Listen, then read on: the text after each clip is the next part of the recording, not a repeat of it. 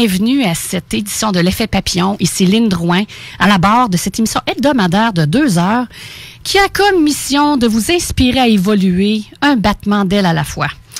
Et à chaque émission, évidemment, nous invitons des personnes inspirantes, passionnantes, qui nous partagent leur expérience de vie, leurs réflexions, même leur enseignement. Et avec eux, nous créons l'effet papillon. Nous découvrons des gestes simples et efficaces à poser pour créer un impact majeur dans notre vie. Rien de moins.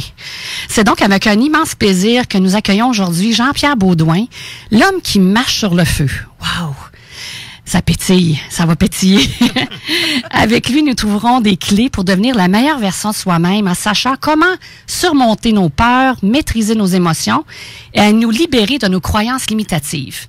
Au sein de la deuxième heure, nous vous proposons 2 chroniques. Une avec Nadia Cahouette qui nous propose sa toute première chronique à l'effet papillon qui s'intitule « Moins de stress, plus de plaisir ». Bienvenue. Et une autre avec Josée Desrochers qui nous parlera des avantages à mieux se connaître avec sa chronique « Manifester votre plein potentiel ». Alors, êtes-vous prêts? Oui, on prend notre envol maintenant.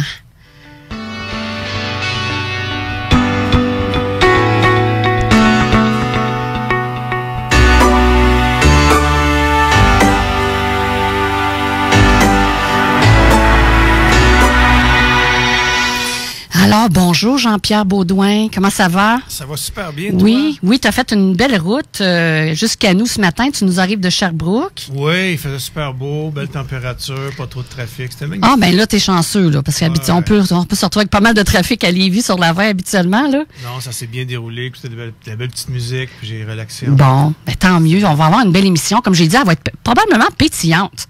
Oui. Enflammée? Enflammée, je dirais. Ça va être chaud. Ça va être chaud. Ça va être chaud. Mais bienvenue.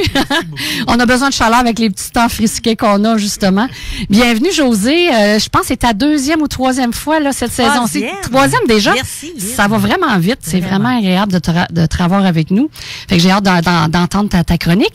Et pour la toute première fois, en tant que chroniqueuse, Nadia Cahouette qui va être aujourd'hui. Bonjour, Nadia. Bonjour, Lynne. Oui, comment tu te sens ce matin pour ta première chronique?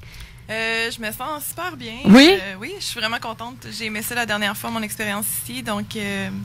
Écoute, on t'a reçu à l'émission comme invité, puis on t'a tellement aimé qu'on voulait que tu reviennes. Fait que, bienvenue aujourd'hui. Merci. Écoutez, la première heure, on fait l'entrevue avec toi, Jean-Pierre. Avant de te poser les premières questions, je vais faire un résumé de ta carrière pour que les gens sachent qui tu es, ce que tu fais, pour avoir une idée aussi de l'homme qui marche sur le feu, c'est quoi.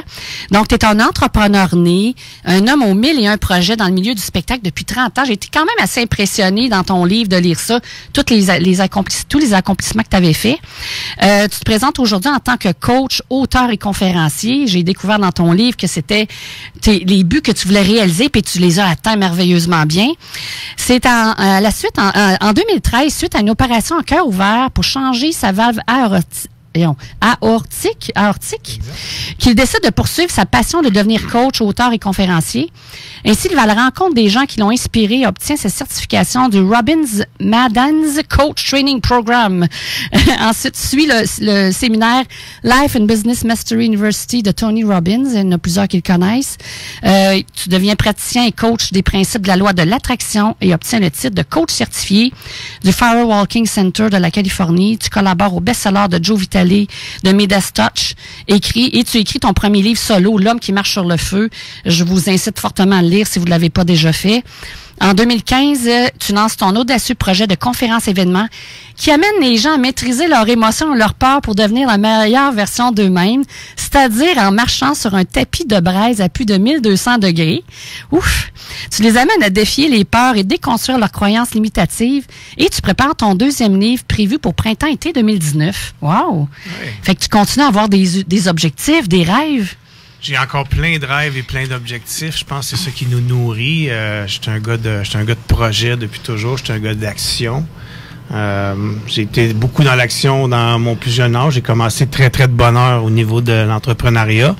Par contre, ça m'a rattrapé, puis la vie m'a fait un wake-up call un moment donné là-dedans parce que peut-être que je travaillais trop et mon beat de vie est un petit peu trop rock and roll, comme j'explique bien dans mon livre. Mais j'aimerais ça que tu nous racontes ça parce que moi, c'est ça qui m'a fasciné. Tu as eu tout un parcours, puis à un moment donné, un signal d'alarme qui est arrivé dans ta jeune quarantaine et qui a fait en sorte que tu as découvert justement la marche sur le feu. C'est quoi tout ce parcours-là jusqu'à aujourd'hui, là? Ben, pour faire une histoire courte, j'ai commencé... ça a commencé beaucoup, cette histoire-là, au moment où mon père est décédé. Mon père est décédé, j'avais 13 ans. Donc, j'étais très jeune et moi, ça m'a révolté. Mon père était très croyant et j'ai trouvé que notre bon Dieu était pas très gentil d'enlever un adolescent de 13 ans, son père, son idole, son mentor. Et ça m'a comme un peu révolté. Puis je me suis comme un peu donné le rôle de victime là-dedans. Puis ça m'a comme donné les raisons, les excuses pour commencer à consommer un peu d'alcool, un peu de drogue. Mais c'est ton moyen de survie de l'époque, tu sais, à 13 ans, là. Ouais, puis c'était pour... Je gelais ou je buvais ou je travaillais après ça, mes émotions. Dans le fond, je voulais pas faire face à mes émotions. Donc, j'ai étouffé tout ça pendant longtemps. Puis là, mais j'ai travaillé beaucoup. J'ai parti mes premières business. J'avais 13 ans. J'ai parti plusieurs business entre l'âge de 13 et 17 ans. Je devais prendre des gens que je connaissais qui étaient majeurs pour mettre ça à leur nom parce que moi, j'étais mineur. Et rapidement, je me suis développé dans le milieu des affaires. J'étais allé étudier en droit à l'Université de Montréal. J'ai fait mon droit à l'Université de Montréal. J'ai fait mon cours en gestion d'entreprise aux autres études commerciales à Montréal au travers de tout ça également. Et puis à travers tout ça, je suis devenu producteur d'événements. J'ai produit plus de 5000 événements un peu partout au Québec, en Europe, au Costa Rica, etc. Fait que j'ai fait beaucoup de trucs, mais je vivais vraiment à 110 000 à l'heure et je consommais trop. Mais de façon sociale, fait que j'étais très fonctionnel dans la vie, mais je gelais ou je buvais ou je travaillais, comme j'aime bien dire, mes émotions pour pas leur faire face. Puis j'ai toujours...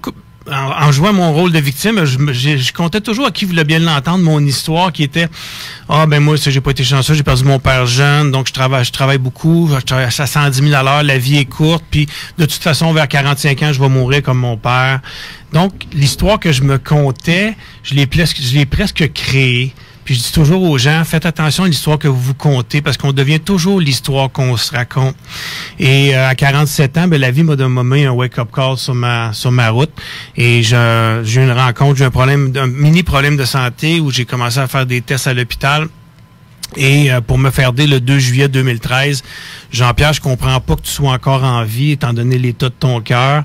Et il te reste maximum 6 mois à vivre si on n'intervient pas de façon drastique. Donc, imaginez quand vous vous faites dire qu'il vous reste 6 mois à vivre, c'est quelque chose de très, très prenant qui fait changer beaucoup de choses au niveau de nos valeurs. On se questionne beaucoup par rapport à qui on est. Et ça remet en cause notre identité aussi. Et on a un choix, c'est de mourir ou vivre. À ce moment-là, j'aurais pu facilement décider de ne pas passer à travers tout ça, mais j'ai décidé, il s'est passé vraiment quelque chose de très intense où j'ai décidé de vivre ça sous un tout autre angle. J'ai décidé de faire de tout ça quelque chose de positif. J'ai dit merci à la vie, c'est un cadeau que la vie a mis sur mon chemin, c'est un wake-up call et ça me donne ma deuxième chance pour vivre une vie différente et j'ai décidé à partir de là que j'étais pour travailler pour devenir la meilleure version de moi-même à tous les jours et d'aider les autres à le devenir également. Donc mon histoire, elle a beaucoup changé. Je ne suis plus une victime, je suis une personne qui veut devenir une meilleure version de soi-même et je suis très reconnaissant d'avoir pu passer à travers tout ça, même malgré le fait que ça a été très compliqué parce que durant l'opération qui devait durer 3 heures, ça a duré 9h30. Je suis mort sur la table d'opération. Ah ouais. Bien sûr, je suis revenu. Et mais après ça, ça change tout l'angle vers la façon de laquelle je regarde la vie. Et puis suite à tout ça, mais c'est là que j'ai décidé de devenir coach, conférencier, auteur. Et parce que dans le fond, tu voulais partager ce que toi, tu avais réalisé. Là, tu voulais devenir la meilleure version de toi-même, mais tu voulais partager cette mission-là avec les autres en réalisant ces 3 buts-là, qui est devenir auteur, tu as écrit un livre, tu es devenu coach et conférencier.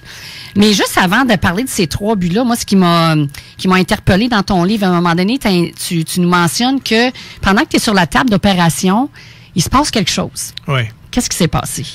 Ben, je suis sorti de mon corps. Je me suis vu, j'étais dans le coin de la salle d'opération, dans le coin, sur le dessus, puis je voyais mon corps et je voyais les gens, les médecins qui travaillaient sur mon corps. Ils étaient dans le jus dans tous les sens du terme. Ils travaillaient très fort pour me ramener. Mais je savais très bien, j'étais en paix totale et je savais très bien que je revenais, j'étais pour revenir. Mais ça a été une expérience particulière de sentir ça, de voir ça. Que tu étais au-delà qu'un corps physique, dans le fond. Que j'étais au-delà d'un corps physique. Ça là, on pourrait en parler des heures de tout ça. C'est encore. Puis au début, quand je suis sorti de l'opération, après ça a pris beaucoup. Ça a été assez long avant que j'en parle. Parce que tu sors de là, puis tu te dis, bon, mais les gens vont me trouver vraiment weird. Donc, t'oses pas trop partager ça. Puis à un moment donné, dans une conférence, c'est là que la première fois que j'en ai vraiment... je l'ai partagé. À un moment donné, j'ai dit, il faut que je le fasse. Je l'ai partagé. Et puis après ça, mais le sens qu'on lui donne, ça nous revient un peu tous. Oui, c'est ça. Moi, je crois beaucoup que ça dépend pour chaque personne. Le sens qu'on lui donne, cette histoire-là, ça l'a... Toi, le sens, qu'est-ce que ça t'a donné comme sens à toi? Ben moi, ça m'a prouvé ce que j'ai toujours cru. J'ai toujours cru qu'il y avait un autre niveau de vie, un autre niveau de conscience. Et que ce niveau-là est très beau, que j'étais vraiment bien dans l'être que j'étais à ce moment-là. Par contre, j'étais pas dû pour partir, j'étais dû pour revenir, puis j'avais des choses à faire ici. Tu savais qu'il fallait... Ben, t'as-tu l'impression d'avoir eu un choix ou c'est plus que tu sentais que tu t'allais pas partir? J'ai l'impression qu'ils m'ont pas laissé partir. OK. J'ai l'impression que je voulais sûrement partir parce que je suis convaincu que je voulais peut-être à quelque part aller rejoindre mon père. Mm-hmm. Par contre, je pense que mon temps n'était pas dû et que j'avais d'autres choses à faire ici. Et c'est ça la belle deuxième chance que la vie m'a mis sur mon chemin. Mais là, il y a eu, après l'hôpital, il a fallu que tu te remettes physiquement. Ouais. Il y a eu quelques temps qui s'est passé probablement. Puis qu'est-ce qui a fait qu'il y a eu probablement un autre élément déclencheur où tu sentais que tu pouvais plus perdre de temps après ça, là? Qu'est-ce qui s'est passé pour que tu enclenches justement à aller dans l'action? Ben, suite après ça, je suis parti au Costa Rica l'hiver. Moi, je me suis opéré le 11 septembre 2013. Donc, le 11 septembre a un tout autre sens pour moi que pour vous. Et après ça, à Noël, je suis allé passer Noël avec toute ma famille au Costa Rica, qui est mon deuxième pays, à mon condo là-bas. Et puis quand ça a été temps de repartir, on est tous montés là-bas. Moi, je n'étais pas assurable, bien sûr, pour aller là-bas. T'es allé pareil. J'étais allé pareil parce que j'avais besoin de me grounder puis de me retrouver là-dedans et de retrouver qui j'étais, ma nouvelle identité, puis qu'est-ce que je ferais de tout ça maintenant. Et quand ça a été temps de repartir du Costa Rica, mais toute ma famille sont repartis, mais moi, je les ai avertis que je restais au Costa Rica. Donc, je suis resté seul là-bas. Ça a beaucoup inquiété ma mère, ma blonde, mais bon, ils m'ont laissé là-bas sans avoir vraiment le choix. Et là, je me suis reconstruit. J'ai passé un mois et demi seul là-bas, à marcher 7 km matin et soir, puis à reprendre mon énergie. Et j'ai beaucoup lu, puis j'ai toujours été passionné par le développement personnel et le pouvoir du subconscient. Et j'ai beaucoup lu là-dessus. Et je savais que j'avais un angle à trouver là-dedans pour me retrouver, puis pour aussi aller partager des choses. Et c'est à ce moment-là que j'ai décidé d'aller faire une formation avec Tony Robbins. Mais là, à ce moment-là, tu n'avais pas d'idée sur ce que tu allais faire plus tard. Pas exactement. C'est ça. Okay. Fait que je suis revenu, puis là, je me suis inscrit à une conférence de Tony Robbins pendant que j'étais au Costa Rica. Puis quand je suis revenu, j'ai averti ma blonde que je repartais 3 jours plus tard pour la Floride pour faire une formation. Et durant cette formation-là, c'est là que j'ai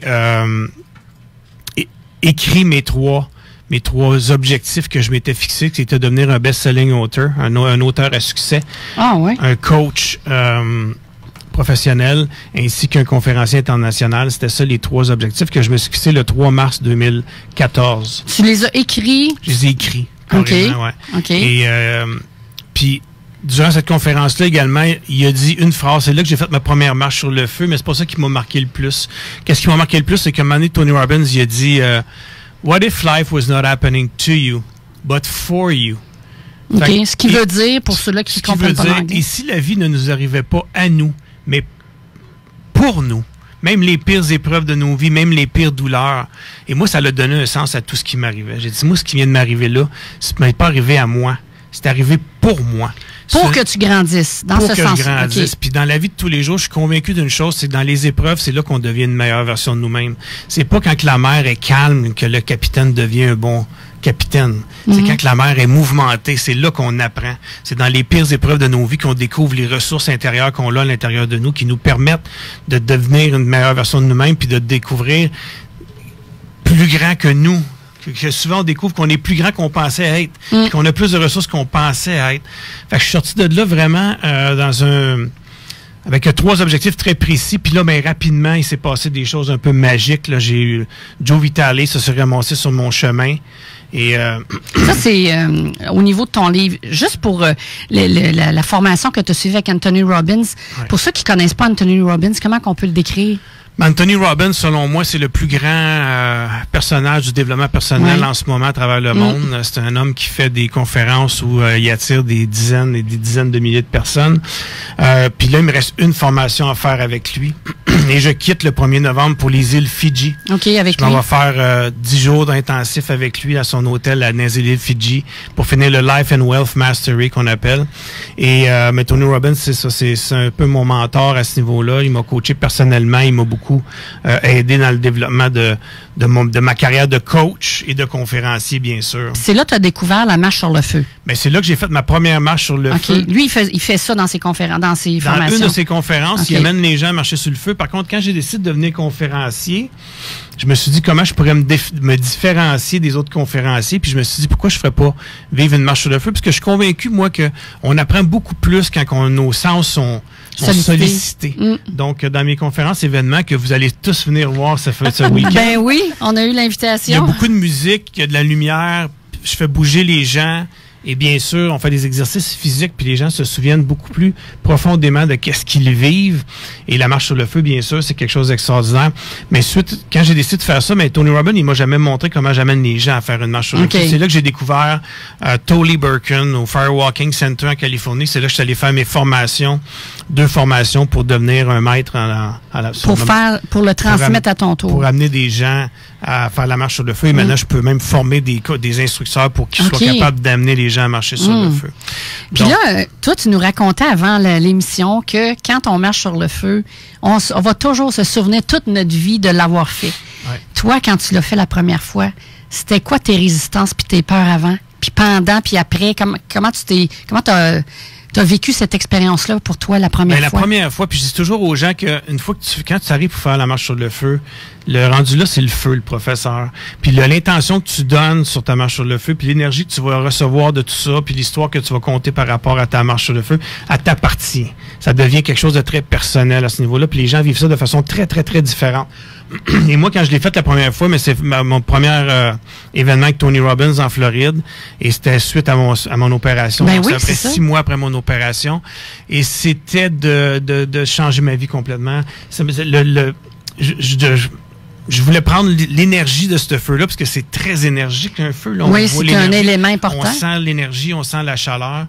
Puis je m'étais donné comme intention de prendre cette énergie-là pour changer ma vie de façon drastique. Ce que j'ai fait, parce que veux pas, j'ai dû, moi, mettre fin à mes consommations, mettre fin à mon ancien réseau d'amis, mettre fin à ma façon de travailler, où à un moment donné, j'avais près de 200 employés. Là, j'en ai 4. Fait que, tu sais, c'est comme, j'étais dans un pattern que je devais changer. Et c'est là que j'ai pris la décision de faire ça. Puis c'est en même temps là que j'ai pris la décision de faire mes 3 objectifs que j'ai tous réussi un après l'autre.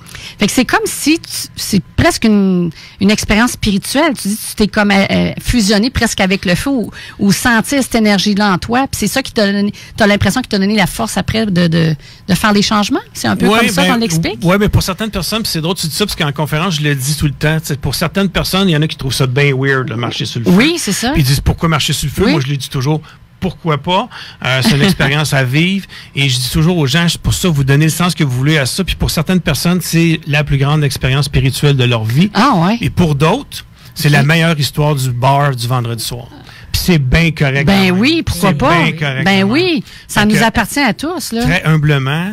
C'est chaque personne a son histoire. Chaque personne trouve l'histoire et l'énergie et le vécu et qu'est-ce que ça lui apporte là-dedans.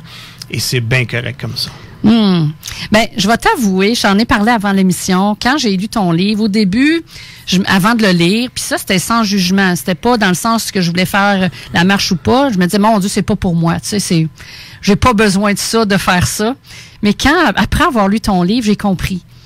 J'ai compris, disons que mon ouverture, elle s'est beaucoup plus ouverte. J'étais à 0% convaincue d'y aller pour moi. Tu sais, je ne voyais pas l'intérêt pour moi, sans jugement. Puis après avoir lu le livre, c'est monté à 80% oui. Puis là, j'ai compris. C'est vraiment se dépasser, affronter ses peurs, réaliser qu'on a, comme tu parlais du potentiel, là, qu'on a les ressources qu'on a à l'intérieur de soi. Mais quand on émet cette intention-là, ben on peut faire ce qu'on veut, on peut réaliser tous nos rêves. Puis c'est initiatique dans un sens. Moi, c'est ce que j'ai compris. Oui, puis il y a beaucoup de contenu. C'est une conférence, ça dure 4-5 heures. Fait que il y a énormément de contenu où on s'en va voir nos émotions, puis comment on fait pour contrôler nos émotions pour être dans le meilleur état d'esprit possible, comment on fait pour découvrir nos croyances limitatives qui nous empêchent de faire ce qu'on devrait faire dans la vie. Puis pourquoi j'utilise le feu, c'est justement ça, parce qu'une de nos plus grandes croyances limitatives, c'est ne touche pas au feu, tu vas te brûler. Fait que j'amène les gens à dépasser ces croyances limitatives-là. Puis une de nos plus grandes peurs, c'est le feu, parce qu'on voit le feu, c'est les accidents, c'est la guerre, c'est chaud, ça brûle. Donc, mais toi, tu l'amènes comme une énergie positive. Oui, puis j'amène les gens à découvrir leur pattern de peur, parce qu'on a tous un pattern de peur qui nous empêche de faire ce qu'on devrait faire pour devenir la meilleure version de nous-mêmes, puis que ça soit faire le premier pas sur un tapis de braise ou de faire le téléphone qu'on devrait faire, mais qu'on a peur de se faire dire non, c'est le même pattern de peur. Mais le pattern de peur, quand tu arrives pour faire la marche sur le feu, il devient immense en avant de toi. OK, c'est vraiment symbolique. Tu le découvres de façon extraordinaire, puis après ça, quand tu le vois arriver, mais c'est à toi à faire non. Je décide. Et parce que 98% des histoires, des excuses puis des peurs qu'on se compte dans notre tête, ils arrivent jamais. Fait que souvent, on se fait mener par nos peurs, puis prenons donc la décision de décider ce qu'on fait dans nos vies et ne pas se laisser mener par nos peurs puis nos excuses puis peut-être que j'aurais donc aussi. Dans le fond, le feu, c'est une occasion de faire face à nos peurs. C'est quelle sorte de, tu disais, pattern de croyances qu'on a. Et là, on les voit. Fait que c'est le même pattern qu'on utilise pour pas appeler notre client, pas aller rencontrer une personne, mettons un futur amoureux ou une future amoureuse. Fait que c'est les mêmes peurs qui se manifestent dans nos vies, mais de façon différente. Exact, mais c'est toujours la même façon qu'elle arrive devant nous. C'est à nous autres à décider si on la laisse faire ou pas, parce que la peur est supposée être là pour nous sauver la vie, pas pour nous empêcher de faire un paquet d'affaires. La peur, ça doit être un instinct de survie. Et là, on l'utilise à toutes les sauces. On a même inventé un nouveau mot qui s'appelle le stress, qui, selon moi, est la peur, puis qu'on s'empêche de faire des choses parce qu'on est stressé. Mais finalement, c'est juste une question de peur. Mais finalement, il n'y a personne qui va mourir, donc on doit avancer. Puis quand on fait des trucs comme ça, ben les gens souvent m'écrivent après, puis se rendent compte de leur pouvoir de transpercer leur membrane de leur peur. Et donc, ils prennent le goût à ça. Puis plus que tu l'utilises, plus que ça devient facile. Et les gens m'écrivent souvent que là, ils osent faire des moves après, positifs ou négatifs, pour changer les choses dans leur vie. Parce qu'ils savent qu'ils sont capables de le faire. Ben, ils osent faire. Ils savent qu'ils ont des ressources à l'intérieur. Puis ils ont vécu quelque chose de marquant qui leur permet de l'appliquer dans leur vie de tous les jours. Puis tu racontais aussi que les gens, quand ils viennent à ta conférence, événement, au niveau des statistiques, je veux être sûr que je dise les bonnes choses. Tu me corrigeras si je me trompe. Tu sais que les 50% des gens arrivent à ta conférence, ils veulent pas marcher sur le feu. Exact. Puis combien ils le font réellement après? 99,9%. Donc, 50% des gens viennent, puis c'est correct. Les gens sont pas obligés de marcher sur le feu. Personne n'est obligé de marcher sur le feu. Bien. Et 50% des gens qui viennent disent au début, moi, je viens juste pour le contenu, parce qu'il y a 4 heures de contenu, puis ça dure 15 secondes, la marche sur le feu, pour chacune des personnes. Fait que tu peux venir pour le contenu, puis c'est bien correct, puis tu vas avoir une belle soirée, le fun, avec beaucoup de contenu qui va te servir dans ta vie. Mais sur les 50% des gens qui disent qu'ils veulent pas au début, mais 99,9% de ces gens-là veulent le faire à la fin. Ils sont pas forcés, ils décident qu'ils veulent le faire, puis souvent, c'est eux autres les premiers qui veulent le faire. Parce que tu leur expliques les peurs, comment traverser nos croyances et tout ça. Fait que ça leur donne une bonne façon de faire pour aller plus loin dans leurs croyances, pour aller passer à l'action, dans le fond. Exact. Dans le fond, c'est une question de... Une fois qu'ils ont compris comment on fait pour utiliser notre état d'esprit, nos émotions, pour pouvoir être dans le bon état d'esprit, pour faire quelque chose comme ça, parce qu'il faut être dans un état d'esprit particulier pour être capable de faire une marche sur le feu. C'est pas le même état d'esprit, ça, que l'état d'esprit pour aller travailler au bureau. C'est le bon état d'esprit pour le bon moment. Puis après ça, ben je leur explique bien comment ils font pour comprendre leurs croyances limitatives puis leurs peurs. Puis je leur explique Pourquoi ils vont être capables de le faire? Parce qu'il y a beaucoup une question de croyance là-dedans. Si on ne croit pas qu'on va être capable de le faire, on ne pourra pas le faire. Donc, nos pensées ont des impacts sur nos croyances, qui ont des impacts sur notre cerveau. Puis ça se répercute sur notre corps. Un bel exemple, c'est l'effet placebo qui peut nous faire guérir parce qu'on croit qu'une pilule de sucre peut nous guérir. Mais c'est un peu le même principe, c'est d'être capable de croire qu'on est capable de faire des trucs. Puis après ça te sert dans n'importe quoi dans ta vie. Si tu es capable de faire changer ta biochimie de ton corps parce que tu crois que tu es capable de faire quelque chose, puis physiquement, ça fait des changements dans ton corps parce que tu crois que tu es capable, mais imaginez-vous tout le potentiel extraordinaire qu'on n'utilise pas dans nos corps et dans notre esprit. Puis ça, j'essaie d'inculquer ça aux gens pour leur donner des outils pour aller plus loin dans leur vie. Puis ce que je trouve intéressant dans ton livre, à la fin, tu expliques justement les différentes théories qui expliqueraient pourquoi on serait capable de marcher sur le feu. Exact. C'est quand même impressionnant, là. Oui. Est-ce que toi, tu as ta réponse? Est-ce que tu as réussi à trouver une réponse à ça? Moi, je suis convaincu que il y a certaines personnes qui disent que le charbon est pas assez conducteur de chaleur et c'est une des raisons pourquoi on est capable de marcher sur le feu. Et des gens disent que c'est impossible de se brûler sur le feu, ce qui est totalement faux. On peut se brûler en marchant sur le feu. Je me suis déjà brûlé moi-même. Puis pourquoi la différence? C'est pas physique, c'est mental. La différence est mentale.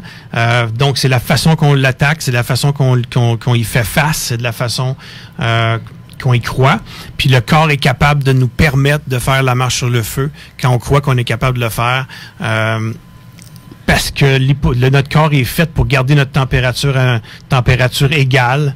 Et quand il est conscient de ce qui se passe, puis on demande, on croit qu'on est capable de le faire, mais notre épiderme s'ajuste pour garder la température. Et il sert un peu comme d'un radiateur pour emmagasiner ou gérer la chaleur. Et ce qui fait qu'après une marche sur le feu, il y a des gens qui ont très chaud à tête. Moi, j'ai chaud. Moi, quand je marche sur le feu, je sens absolument rien. La plupart des gens sentent absolument rien. Il y a des gens qui ont l'impression que c'est du popcorn, des gens qui ont l'impression que c'est de la ouate, des gens qui ont l'impression que c'est des marshmallows. C'est quand même spécial. Ouais. Puis après ça, des fois, on a des montées de chaleur. Fait que moi, souvent, une heure après, j'ai très chaud en dessous des pieds. Okay. Mais la chaleur ressort. C'est parce que la chaleur a été emmagasinée vers mon corps. Donc, le corps est très bien fait et il fait des choses extraordinaires. Puis ça, je vais plus loin dans ma conférence par rapport à ça, parce qu'une fois qu'on découvre tout ça, mais il faut croire en ces pouvoirs-là qui sont réels. C'est pas de la magie, là. Et quand tu dis que ça prend 15 secondes, est-ce que les gens marchent doucement? Oui. Ou? Tu marches doucement, c'est 4-5 pas, doucement, comme tu marches normalement. OK. Tu cours pas, tu sautes pas, tu marches.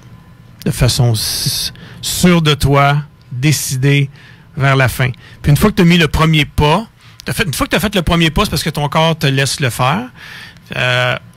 Puis une fois que tu as fait le premier pas, c'est sûr que tu vas faire les autres parce que tu vas vouloir sortir à l'autre bout. Fait que ça se fait bien. Le plus dur, c'est le premier.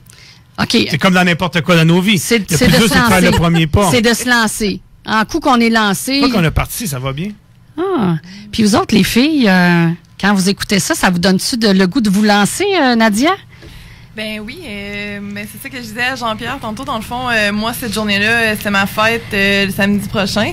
Puis, dans le fond, je trouvais ça super intéressant de faire quelque chose de nouveau parce que je trouve qu'affronter nos peurs, c'est la chose qu'on doit continuer de faire toute notre vie parce que c'est jamais fini. On en a tout le temps des nouvelles, des peurs.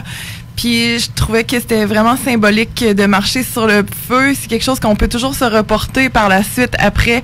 Quand on a toutes sortes d'autres peurs dans la vie, on peut toujours se rappeler ce moment-là. Puis je trouve ça super intéressant. Là, c'est sûr que je vais être là. Ah ouais? C'est super. Fait que tu l'as jamais fait, puis déjà, tu vois toute la symbolique, tout le pas à faire. Non, oui, c'est ça. Je trouve ça super intéressant, oui. Mais ce qu'elle dit, c'est vraiment vrai, puis c'est ça, moi, que je veux que les gens se souviennent. Tu as déjà très bien compris ce que je veux, parce que la symbolique, la marche sur le feu, c'est une métaphore très forte. Fait que la symbolique est très, très forte. C'est pour ça que j'ai toujours que les gens vont se souvenir de moi toute leur vie. Parce que tu peux pas dire dans 20 ans. Est-ce que tu as déjà fait une marche sur le feu? Je m'en souviens pas. Non. C'est comme sauter en parachute, on va toujours s'en souvenir. C'est la même chose. Ça pourrait être sauter en parachute, c'est un peu le même principe. Puis, tu sais, les gens me trouvent fou de faire la marche sur le feu. Mais c'est bien plus dangereux de sauter en parachute. Sauter en parachute, tu peux mourir si le parachute ne s'ouvre pas. Ouais, moi, au pire, tu vas te brûler. Mais tu te brûleras pas. Tu mourras pas, là. Tu vas avoir une petite brûlure. Mais les peurs, c'est pas rationnel. C'est hein? zéro Donc, rationnel. c'est pour ça que les gens ont plus peur du feu que de sauter en parachute. Ouais, puis le feu, mais c'est l'image du feu. Fait que là, à un moment donné, il y en a qui disent, mais là, c'est un gourou, c'est donc bien fucké cette affaire-là, tu sais. Mais c'est correct, non, je suis pas un gourou, puis je brûle pas les gens. Puis j'amène les gens à dépasser leur peur, puis à oser le faire, puis après ça, se rattacher à ça, puis ramener cette expérience-là dans leur vie de tous les jours, pour se dire, OK, pourquoi j'ose pas faire ça? Hey, j'ai déjà marché sur le feu, moi. Ah ouais. Puis c'est quoi que j'ai fait pour marcher sur le feu? C'est quoi les étapes que j'ai faites, que je me suis servi dans ma tête pour être capable de faire le premier pas? Mais ça m'a fait que tu vas utiliser dans ta vie de tous les jours, parce que tu vas te dire, j'ose pas faire ça. Donc, ça sert à tous les jours. Tu découvres ton chemin pour passer à l'action, dans exact. le fond. C'est un chemin qu'on balise le chemin de comment on fait pour surpasser nos peurs. Wow. Une fois qu'on l'a fait, ben il est là pour toujours. Puis plus qu'on va passer dedans souvent, plus qu'il va être bien tapé puis qu'il va être large. Ah, j'aime beaucoup l'image. Parce que c'est vrai, ce que tu disais, Nadia, on va toujours en avoir des peurs, là. C'est le but, c'est de passer au travers, là. Oui, c'est ça. Oh, c'est de les regarder. Faut pas les nier. Souvent, on les nie, on ne veut pas les voir. Non, les regarder en pleine face, puis le passer dessus. C'est ça que je dis, puis on passe dessus. Puis toi, José, comment tu vois ça, toi? Comme on parlait tantôt avant l'émission, quand Jean-Pierre me disait, tu as le choix dans la vie de toujours manger la même chose, faire la même recette de gâteau, les mêmes ingrédients. Quand tu décides de faire ça, c'est vraiment, je décide de faire un gros changement dans ma vie, puis de passer à l'action, tu sais, sortir des sentiers battus, là. Je fais d'autres choses parce que je suis due pour un changement. Puis il faut que j'essaie toutes sortes de nouvelles choses. Des expériences pour passer à travers. Des nouvelles opportunités de grandir, de se dépasser, le dépassement de soi. Oui, parce que si on veut faire des grands changements dans nos vies, il faut arrêter de faire les mêmes choses de la même façon. Parce que si on fait toujours les mêmes choses de la même façon, on a toujours les mêmes résultats. Fait que si on veut changer les résultats, il faut changer la recette. Puis sur notre page Facebook, on a quelqu'un qui a écrit, qui est venu te voir 2 fois dans tes conférences, Peter Clérin. Oh, Peter! Qui dit, c'est plus qu'une conférence. Moi et Diane, nous sommes allés 2 fois marcher sur le feu et ça nous amène toute une transformation dans notre vie. Merci, Jean-Pierre Baudouin. Wow! C'est touchant, puis c'est beau d'une personne connectée comme Peter puis sa blonde. C'est du monde très connecté, puis qui a vécu ça comme ça me touche. Puis on s'est devenus des amis suite à ça en plus. On s'est rencontrés comme ça, puis c'est des gens extraordinaires. Puis oui, pour plusieurs personnes, ça change des vies. Ben merci d'offrir cette expérience-là. Écoute, on va aller à la pause publicitaire, puis après ça, on va aller un peu plus loin au niveau de peut-être en connaître plus sur la marche du feu, sur ton expérience d'auteur, de coach ou de conférencier. Fait qu'on vous revient tout de suite après la pause. À tantôt.